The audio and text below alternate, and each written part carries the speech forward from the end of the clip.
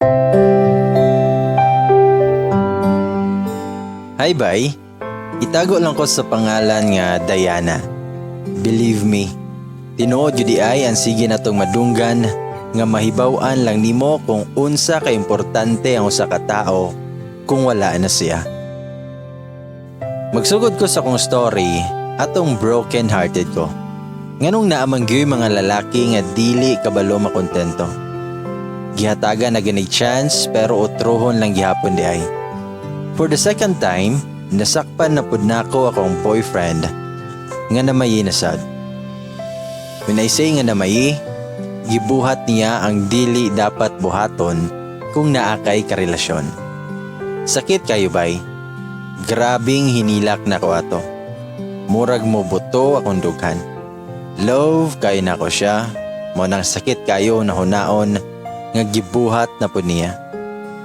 Dili siguro ko niya love, siguro yun. Gusto ko nga na ako'y maistoryahan para mapagawas nako tanang kasakit. Pero gusto pud ko nga mag-inusara lang. Wala ako kasabot sa kung gustong buhaton. So kay naa may duol nga mini grocery sa akong apartment, may palit ko Red Horse. Grabe kayo makalantaw ang mga tao dito. Tutukod kayo ang cashier nako. Hinoon, pula kayo kong mata. Klaro kayong gikan gahilak o gipugong-pugungan ragyod nako nga dili mo tulo akong luha. Ulaw pud biya. Pero pagpangutana nako kung pilay mabayad, mikalit lag tulo akong luha o gahilak yud ko while gakuhag kwarta sa ako ang wallet. As in dili yud ko makaundang sa paghilak. Hilak na hilak yud. Perte na nako hangad-hangad pero motulo yud akong luha. Og sa kalit naay mihatag na kog panyo. Gidawat dayon nako. Dayon akong gitrapo sa akong nawong og nanikma yud ko. Bahala na sila. Gikuha na dayon ako ang gipalit nga Red Horse, dayon dali-dali ko gawas.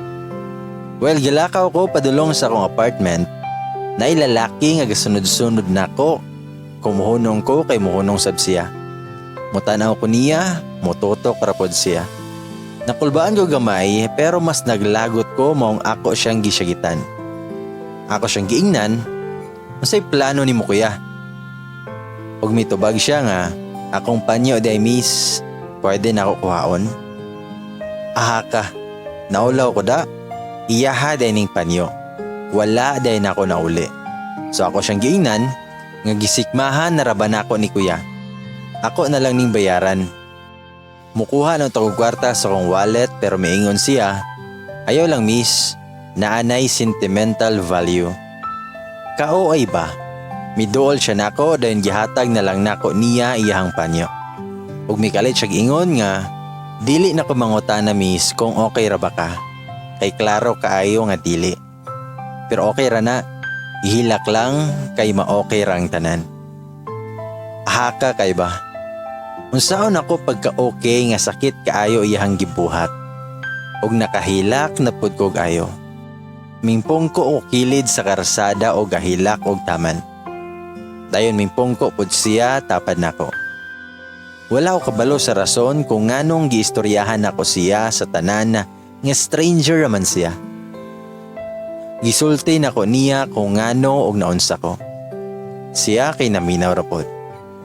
Pero kabalo ka bay, ang pinaka OMG nga moment ato kay ang sunod nga nahinumduman ako kay ang pagmatanan nako. Sakit kay kong ulo, nya pagtan-aw nako sa kong kilid kay naay lalaking gahukas.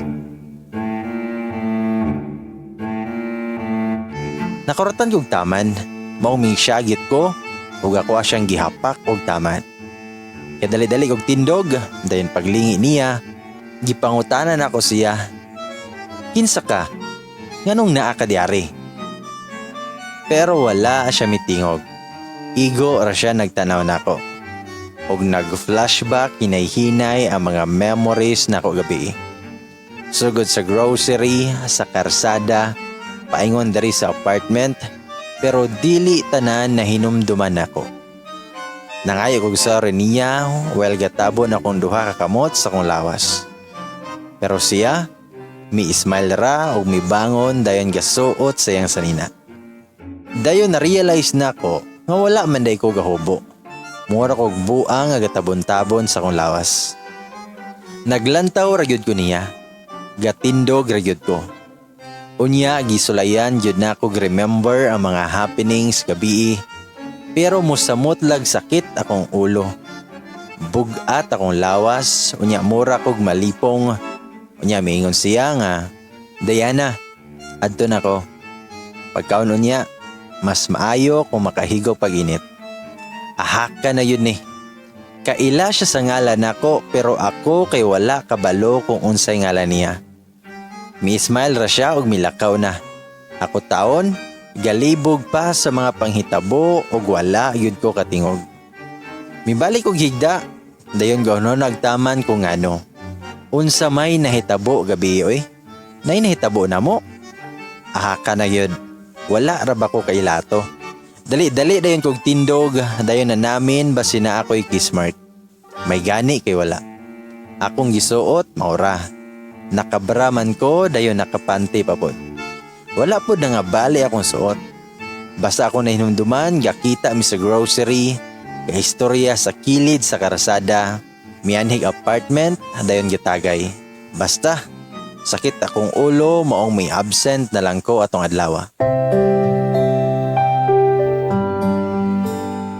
Well, ga-message ko sa akong supervisor, nakahinumdum ko nga broken-hearted manday ko.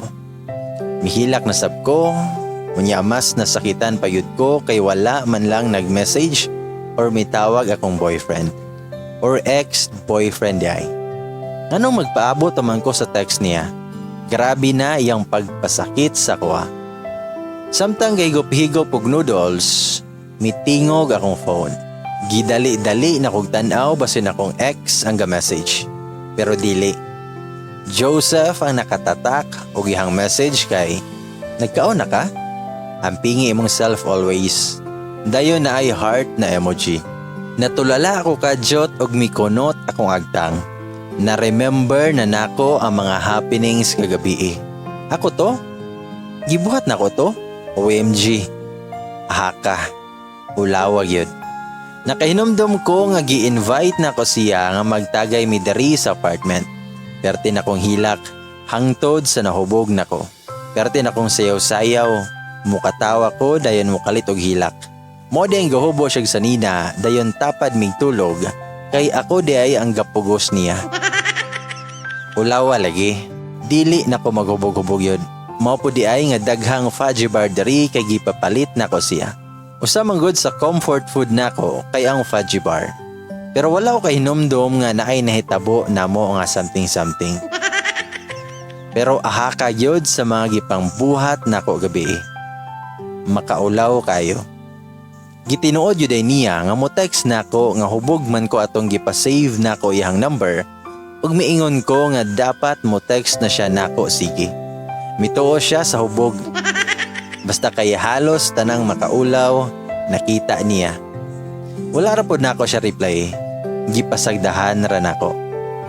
Tibok adlaw ana kay natog og naghigda ra gyud ko. Gapaabot nga basin mo anhi akong ex or basin mo message man lang. Pero ahak siya. Wala gyud.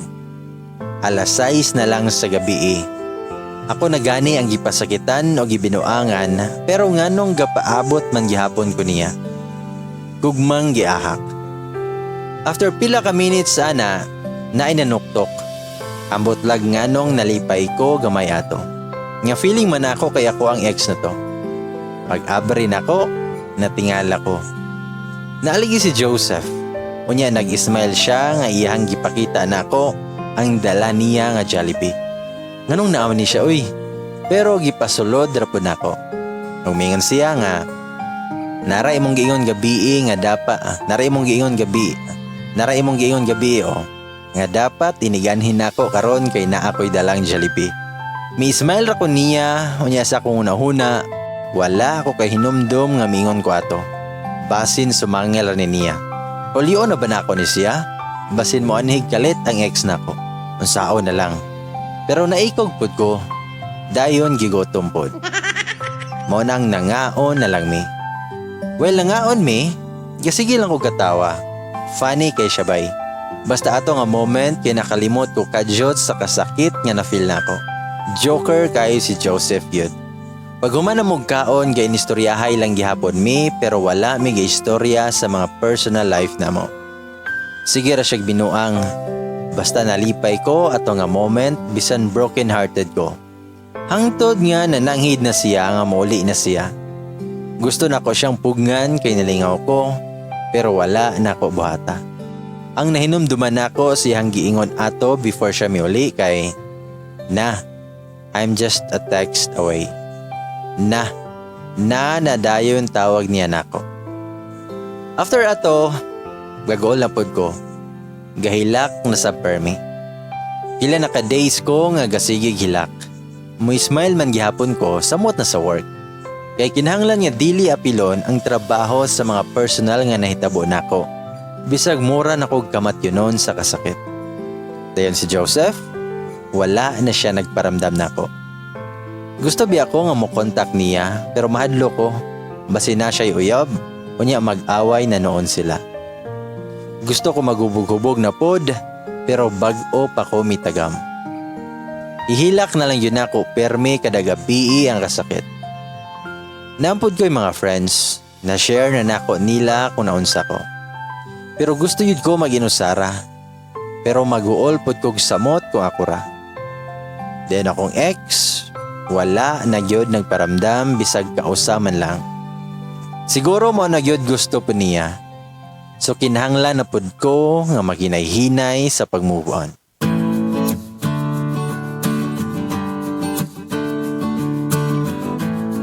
One Sunday morning to bay, wala ko'y trabaho. Walay laag ang barkada. Nara ko sa apartment. Boring kaayo. Akong gibuhat, mi text ko ni Joseph. Bahala na. Gitaksan ako siya, hey, free ka? Wala lay 1 minute naka-reply dayon siya. May reply si Joseph nga, yup, ahatad to na. Umingon ko nga, anhiya lang ko sa apartment. Umingon si Joseph, nga sige lang kag mukmuk dira. Laglaag ta na. Kita taon niyang 11 AM dito sa may Ayala.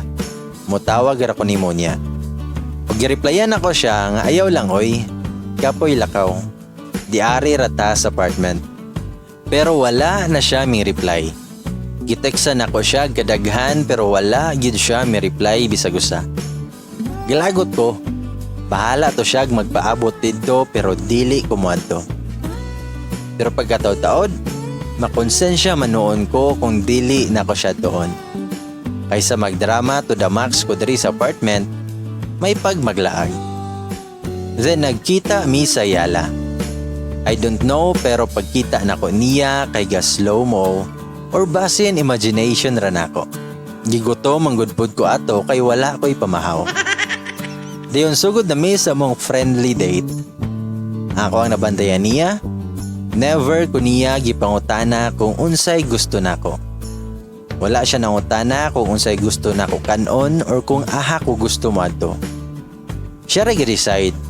Go with the flow ra ko which is ganahan ko. Kay lahi sa ako ang na-try before. Kay nakasulay man pug ko nga panguyaban ba.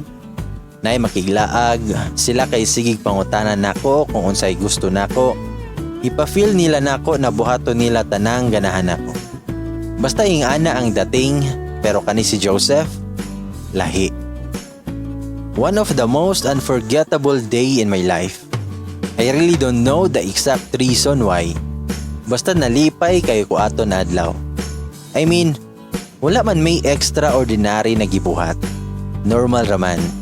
Kaon ra, tanaw salida, suroy-suroy, food trip sa kilid-kilid, pahangin, lakaw-lakaw, og unlimited laughter tungod sa iyang mga jokes og istorya na grabe makapatawa.